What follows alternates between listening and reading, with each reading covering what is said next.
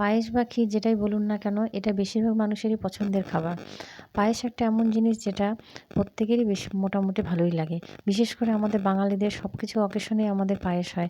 যেমন জন্মদিন বলুন, অন্নপ্রাশন বলুন, যেটাই বলুন সেটাতেই আমাদের পায়েসের হয়।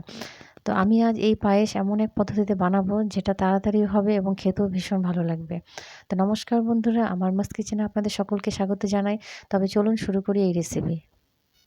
এই এক পদ্ধতিতে আমি পায়েসটা আজ বানাবো। তা আমি আধাটা চাল এখানে পিষে নেব, আর আধাটা আমি দুধের মধ্যে দিয়ে দেব। আর একদম মিহি করব না, মিহি করে পিষবো না। দেখুন এইভাবে করে পিষে নেব, আধা ভাঙা করে। তা আমি চালটা রাখলাম। আর এখন আমি দুধটা দেখুন ফুটে গেছে, চালটা মোটামুটি একটু সেদ্ধ হচ্ছে। এখন আমি এর মধ্যে ২ টো তেজপাতা দিয়ে দেব। তেজপাতা দিলে হয় কি, সেন্টটা ভালো হয়। তা চালটা আমি এখন একটু দেখে নেব যে কতটা সেদ্ধ হয়েছে।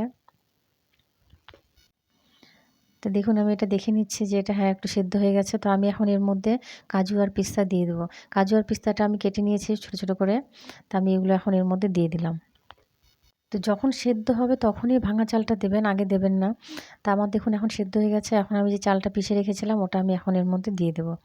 দিয়ে আমি এখন অনবরত এটাকে নাড়তে থাকবো। তো এইভাবে অনবরত নাড়তে থাকবো। আর আমি অল্প দুধের মধ্যে কেশর গুলিয়ে রেখেছিলাম। তা আমি এই কেশর দুধটা এখন এর মধ্যে দিয়ে দেবো। দেখুন এতে কালারটাও সুন্দর হবে এবং সেন্টও হবে ভালো। আপনারা ইচ্ছা করলে কেশর দিতেও পারেন, আবার নাও দিতে পারেন। না দিলেও কোনো ব্যাপার না।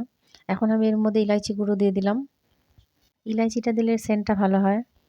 কিশমিশটা আমি ১ম এ দেইনি, আমি এখন কিশমিশটা দিয়ে দিলাম। দেখুন অনেক সময় কিশমিশ যদি টক থাকে তবে দুধ ফেটে যেতে পারে। তাই ওটা আমি এখন দিলাম। পায়েসটা যখন হয়ে যাবে তখনই চিনিটা দিবেন। দেখুন আমি এখন ২ কাপ চিনি দিয়ে দিলাম। মিষ্টিটা আপনাদের ইচ্ছা মতন দেবেন। দেখুন পায়েসটা হয়ে গেছে। আমি কিন্তু একটু পাতলাই রাখবো, কারণ ঠান্ডা হলে একটা ঘন হয়ে যাবে। তো আপনারা যখনই পায়েস বানাবেন তখনই চালটাকে আধা ভেঙে নেবেন। তাহলে হয় কি, পায়েসটা খুব তাড়াতাড়ি হয়ে যায় এবং খেতেও ভীষণ ভালো হয়। তো এইভাবে আপনারা একবার বানিয়ে দেখুন।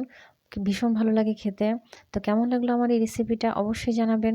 ভালো লাগলে একটা ছোট্ট করে লাইক করে দিয়েন, কমেন্টস করেন এবং শেয়ার করেন এবং আমার চ্যানেলটাকে অবশ্যই সাবস্ক্রাইব করে দিয়েন। তো আবারও দেখা হচ্ছে আপনাদের সঙ্গে আমার নেক্সট রেসিপিতে। নমস্কার।